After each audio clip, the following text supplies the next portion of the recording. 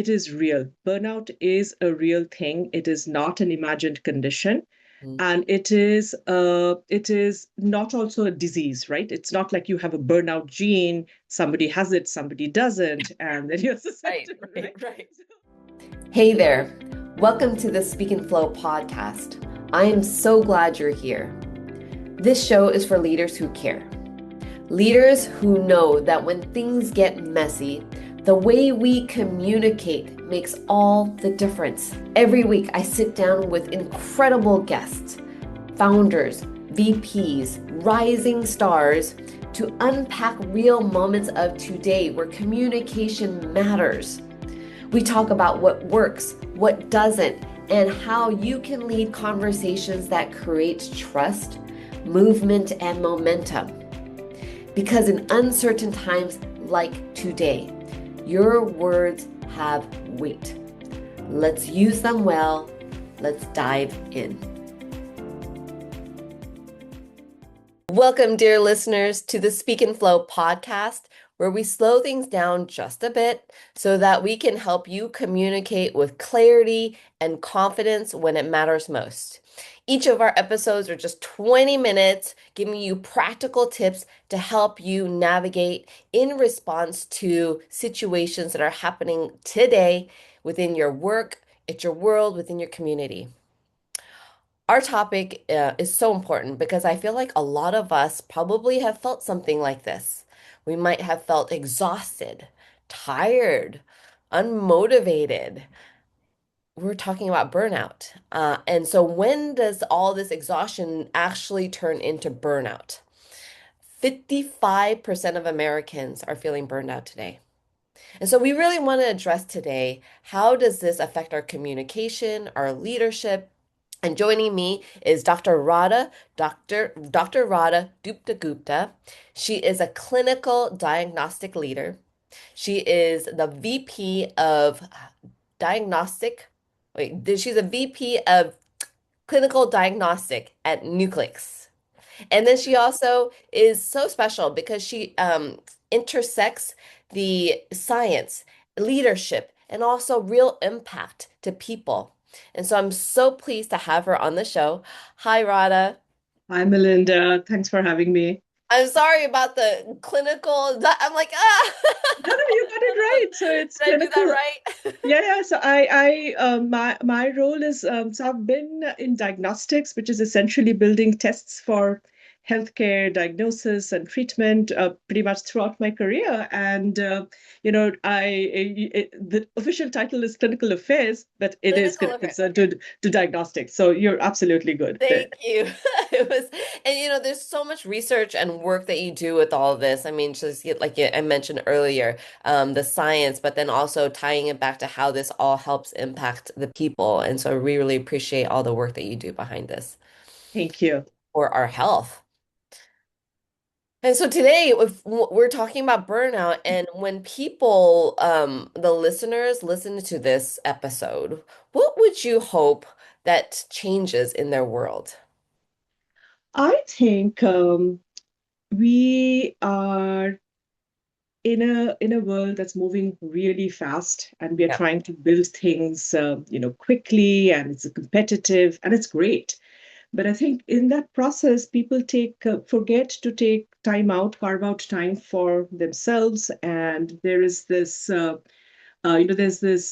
culture of just moving at rapid pace that's very detrimental and negative. So I think carving out time to talk about what healthy looks like, right? What good looks like in the workplace, and how you can, invest in yourself to do better at your work.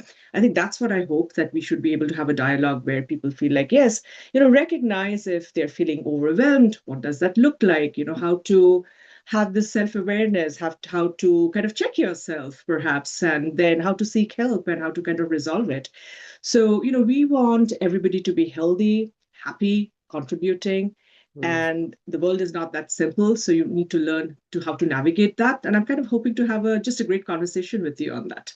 Oh, I love that. And I appreciate your time and expertise on this. And you're right, because in our world today, we are rewarded and honored and respected when we're moving fast and we can get things done. And if you're not one of those people, sometimes often we can be looked at as there's something wrong with us, we're not good enough. And so then it can be very Absolutely. detrimental. Yeah, Yeah, I think it is certainly a culture where work is rewarded, right? yeah, And work should be yeah, rewarded. yeah, But good work also comes from appropriate rest, right? yeah, So I think that's the connection. Like you will, it's just impossible humanly to keep on moving at an unsustainable pace. You will have to take a rest. yeah, And your performance, and not just individually, your happiness, and as well as the work that you're contributing to, will be much more meaningful and far reaching, and you're able to do that more long term if you take these many pauses to kind of reflect on where you are and recalibrate, right?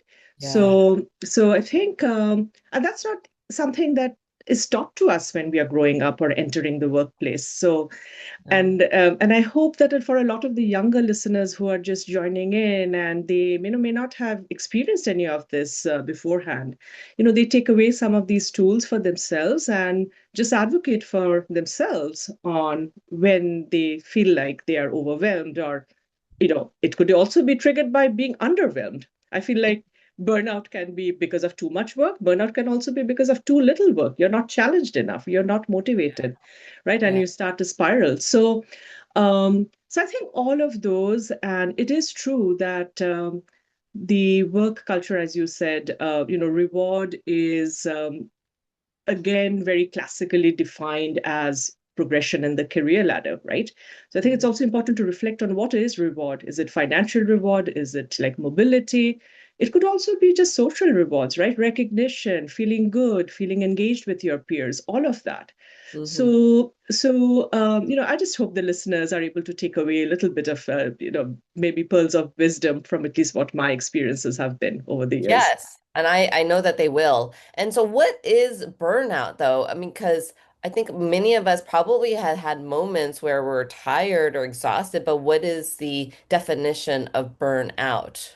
Yes.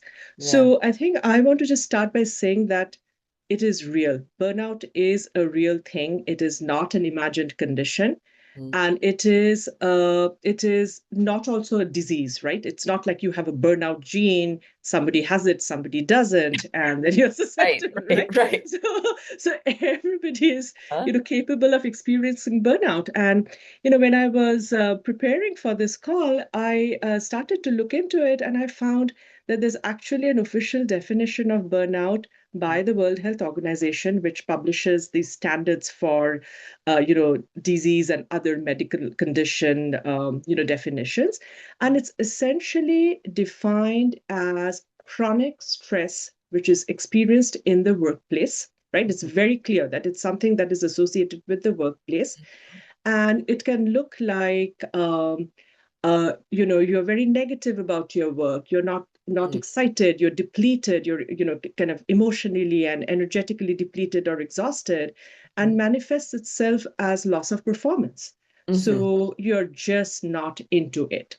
So Mm-hmm. this is the official definition, and I'm glad that there is, in fact, I don't want to call it a diagnosis, but there is a term, there's a specific label that the medical professionals are using to Yeah. help narrow it down and then come up with how to navigate a recovery from it. Yeah. Yeah. And what would communication look like for someone that is burned out? I think it's very staccato. It's very I think the first thing you feel is there's a loss of energy, right? Mm-hmm. There's loss of cognitive capacity, and you are just not into it. So it comes out as very short, like, okay, all right, will do, thank Yeah. you. And it's not like you're fully engaged that, hey, how are you? I'm really excited to do Right. this. Tell me more about it. So it's more driven by kind of a very transactional rather than by true curiosity. Yeah. Yeah. So, right. So it's not asking questions. It's not wanting to know how this connects to the bigger picture, right? Right. It's just like, tell me what to do, when does it, just tell me when you need it by, I'll get it done. So that's one thing I've found common. I think the other thing I often see is just a little bit of a withdrawal from everything, right? Not just work, but even in your social connections, right? And it's a lot of cognitive overload as well, like losing thread of things, right? Can Mm-hmm. you tell me again what you just said? I thought it got taken care of. So not really tracking to overall how things, what was done, and missing key details. So you're just checked out essentially. Right, right. Who, asking repetitive questions and giving short answers, not leading with curiosity, and just kind of like, tell me what to do, I'll get it done. Those are very classic symptoms of, not being engaged and beginning to withdraw and, experiencing Yeah. burnout. And as an observer, for me, it might Yeah. seem like, oh, this person doesn't care, or Yes. this person might have other things they're taking care of. But what could be possibly going on underneath all of that? Yeah. So, I mean, I think it depends, right? If somebody that you have worked with for a long time and you kind of know before, then you have something to compare to. Right. And, you can easily contrast that Yeah. this is not normal, right? There's something going on. Mm. And, as managers, we should be looking after our teams. And it's like, okay, is this Yeah. something personal, right? Do you need some time off work? Like, what would make this easier for you? Mm. Right? And but it may not be something personal. It may just be too much work and constant work, never-ending work. And again, going back to fast cultures, we also have a tendency to reward high performance with more performers with more work, right? Mm. So work flows to the competence. So, a lot of people who are high performance feel they're in a cycle because it never ends. And in a way, they essentially normalize that for themselves. And this is what great performance looks like. They start to mix it up with their identity and Right. self-worth, right? Which is where it starts getting very tricky because then they start to deprioritize self-care over what all the values put in, getting the work product done. Right, right. Well, I've been in work organizations where they actually are not able to take time off. Are required to continue to work and continue to, even if they said something, there's no backup, there's no, what would I do in this situation if I'm short, I'm burned out, but then there's no help. That's a difficult one. It's a difficult one. I Yeah. think all of us kind of experience that uh, in our work life at different times, right? Sometimes perhaps for a longer period than we would like to. I think it's really important to recognize that is it short-lived or is this what my job is always going to look like, right? So day in, day out, it's not going to change. That Yeah, is where the problem is, right? yeah. So I think most people who are in the workforce and want to do like build important things, do exciting stuff, have some kind of value in what they are doing. They recognize that it's not clock in, clock out, right? Work is complex and it will spill over at times, and Hmm. that's okay, right? So, but being sure that there are some guardrails around how much it spills over. I think Yeah, that's important, and that's the conversation one has to have with one's manager. That yeah, look, I need a break. I mean, I need to pace myself. I have other responsibilities, and especially, and I don't want to kind of say that if you have a family of more responsibility than versus not. Yes, there are practical things you have to do more. You do have your time is more constrained. Other people are sharing into that time, but even with people without children, right, for example, right, they have an absolute same right to access personal time to take care of themselves. yes. So I don't think it should be generalized, and for managers that's also important to recognize, right? Right. So just to make sure that everybody's needs are different, and that they make sure that it's not overwhelming for a very, very long stretch of time. And an Right, ideal situation is that you plan so it's never overwhelming, right? But right. work is not like that. The reality of work is, yes, there will be cycles of extreme work and slightly slower work. And if you see it coming, so better planning, then you Mhm. can prepare yourself personally as well for that, right? Mhm. I have my kids are older now, but when they were young, make arrangements for who's going to pick them up, who's going to give them dinner. Like all of this takes planning. Yeah, So, having work shoved at your plate at the very last minute is difficult. So, planning, difficult. it's very difficult. So, planning, then, having a really good and open, transparent relationship with your peers, with your manager. It's like, hey, I can't stay beyond this time, right? I have to do something. So, can somebody pick it up? Or, if your work allows you to do it from home, then I have to take care of this and I will get it done later. So, but making sure that there are guardrails around how that looks like, and it's not always like that. And having and you could go up to your manager and say that, look, this is how I can do it, and is that okay, right? Can someone just lay it out, come up with the solution.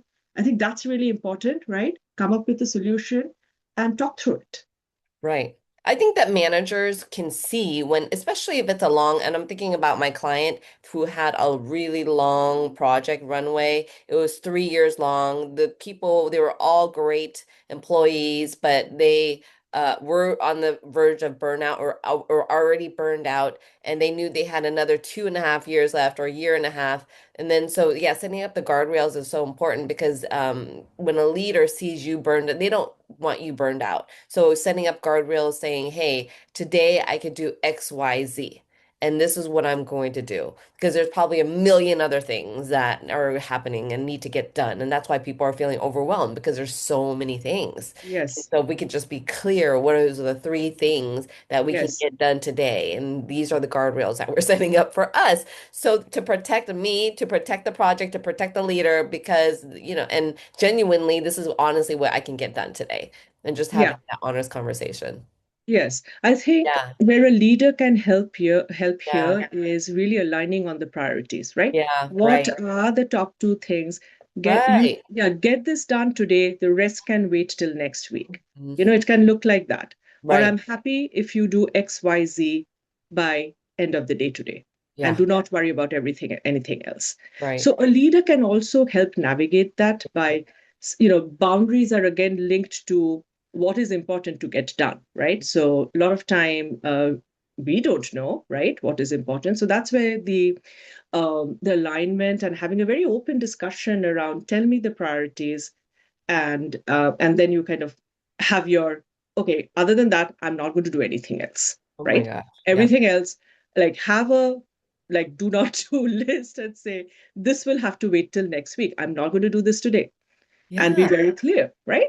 Right. So I think really prioritizing where you put your time to, and what you want to do is put your time to what is valuable for your organization and for your workplace, right? And being very clear that if the rest is delayed, that it's okay. Mm-hmm. So I think having a very open conversation around that is helpful. And if something is coming from left field all the time, then Mm-hmm. that's a problematic. Which happens a lot Yes, today. yes. Mm. hmm And what do you think people can do when that happens? I mean, I think, if it's happening chronically and you have no control over it, then you really have to think. I mean, you try and understand, right, with your managers if it can be changed or if you can influence it to have more, control over the flow of the work, right? But sometimes you just don't have control over it, and that is it. And maybe that's not the right place for you then. Yeah. Yeah. Just having these honest conversations with the Yeah. manager and ourselves. Yeah, and I would say that, look, not everybody, it's not so easy to just say this is not the right place for me and I'm going to walk away. Mm. I think it's recognizing that you will not be able to control this and this is what it is, right? And you can accept it. And you need to really ask yourself then, why are you here? Like, what are you hoping to achieve? If this is causing you so much grief in terms of work-life balance, why are you here, right? I think that's a really important question. And, depending on that, the answers may lead you to very different directions. You may decide that this is not the way you want to work and you're going to Mhm. go do something else. Right. Or you say, okay, I don't like how this is going, but Mhm. this is the reality. I need to do this, and I'm going to find other ways to self-care so I don't feel so overwhelmed. Hmm. So finding ways to just relax, find doing things that are fun and meaningful in your life, Yeah. right? Not tying your identity completely to that one thing, finding doing other things where people value you. I think that that's really important. A lot of it I feel is not feeling valued. Burnout is there's a physical component of it, like there's so many hours that you can sit and do something, Yeah. but it's also linked to, are you adding value, are you feeling appreciated, Yeah. and all of that. So I think, if you accept the situation that you can't influence any change and you need to be in that, then find other ways of protecting protecting your mind, protecting your health, protecting how you perceive yourself, Hmm. and have build agency over yourself, Hmm. right? So, and that could look like finding new hobbies or finding other things to do, which again, in a situation like this, you have no time. Sounds like this is a scenario where somebody's so overworked that there is no time. But Right. I think you can still carve out time for key conversations here and there for kind of self-preservation. And you're going to make that time. Yes, Yes. especially with the manager or with yourself to really have that time. Because if you're constantly on the go, these are the moments like this that where we need to slow things down to really break things down, break things up and see what's happening, see what we can do about it, or even if you don't have all the answers, but at least you have more of awareness of what's going on versus constantly going, and not Yeah. really aware of what's happening. But yeah, Yeah. talking to other people about it so that you can have more awareness and Yeah. start to have conversations Yeah. that are important. Hmm. Yeah. And then, so there are different little toolkits Okay. and the Yeah. questionnaires that, Yeah. has been published over the years in this field. Okay. Harvard Business Review has a really good, like, 2-minute burnout checklist Oh, where nice. they have like six kind of pillars around like your value, your commitment, your Yeah. kind of workload, how professionally connected you are to your community, Oh, and really gets into the core of how much is your workload, are you yeah. feeling valued, right? Yeah. Do Yeah. you feel like you have some autonomy over your situation, or there's just so much of micromanaging or control by others that you have zero control, right? And are you feeling rewarded? Like, could be financially or could be socially, like recognition, feeling like you're included, part of bigger things. Are you feeling like you're going somewhere with this, right? And not all of that is financial.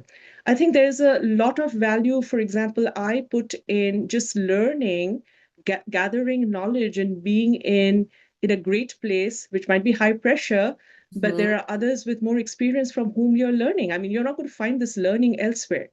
So I think you Hmm. have to kind of look very critically at, what you're gaining out of this, Yeah. right? And then, and is that important to you? It may Right. not be important to everyone. Right. So, right?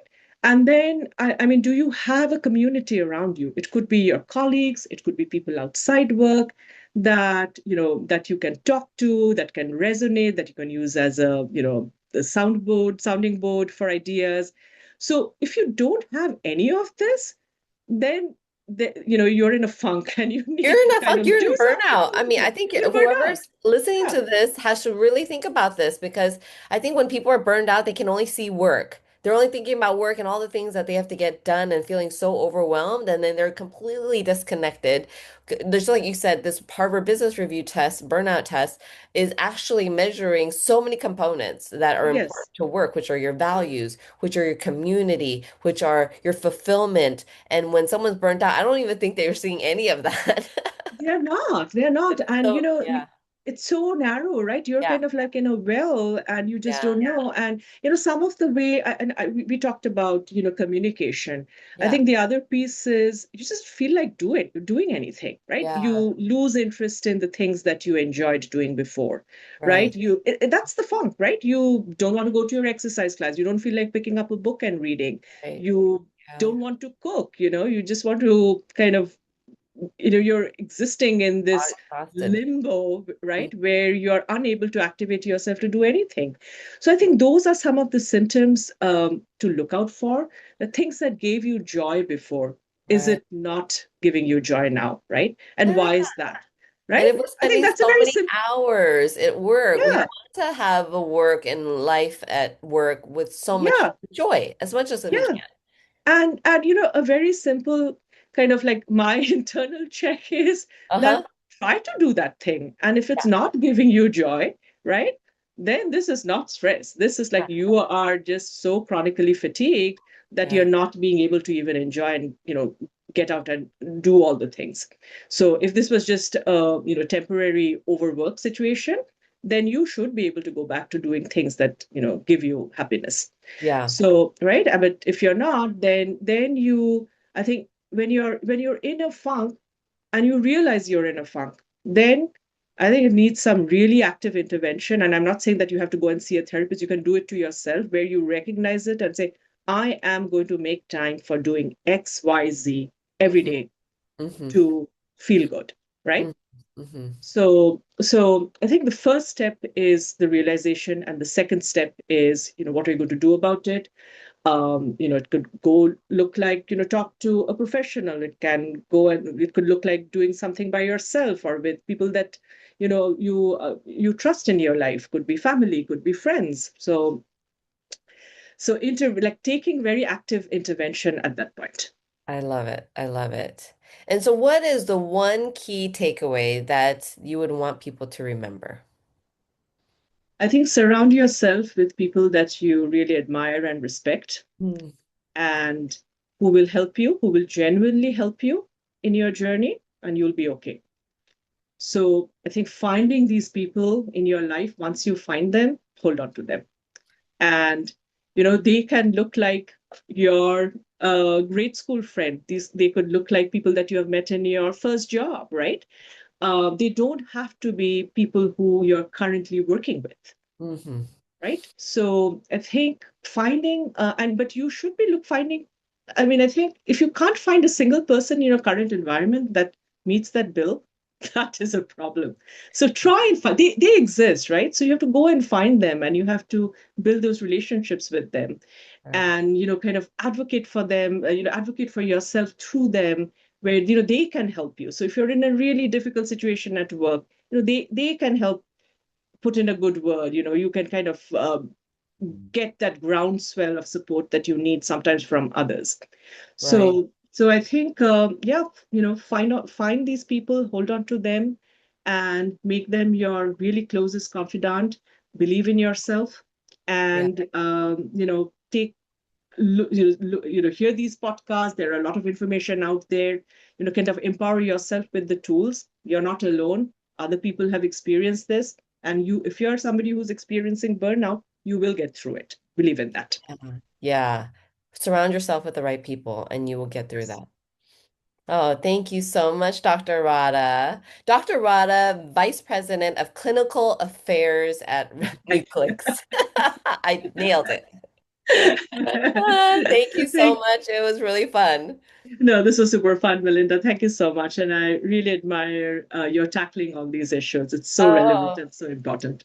thank you. Thank you. And thank you, listeners, for joining. Until next time, remember, anytime you have an opportunity to speak, you also are connecting and making a positive difference in the world.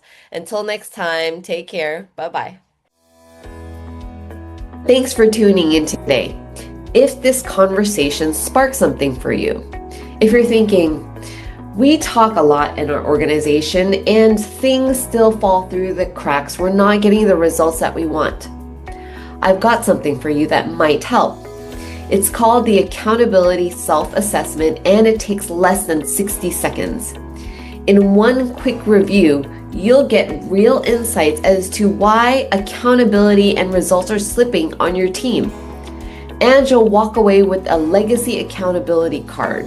It's a simple one-pager framework to help you and your team move talk to traction. Because the legacy of you and your team is built more than just meetings. It's built on clarity, consistency, and follow-through. So grab it today. Go to speakandflow.com or click on the link in the show notes. It's free, fast, and built for busy leaders like you. See you next time.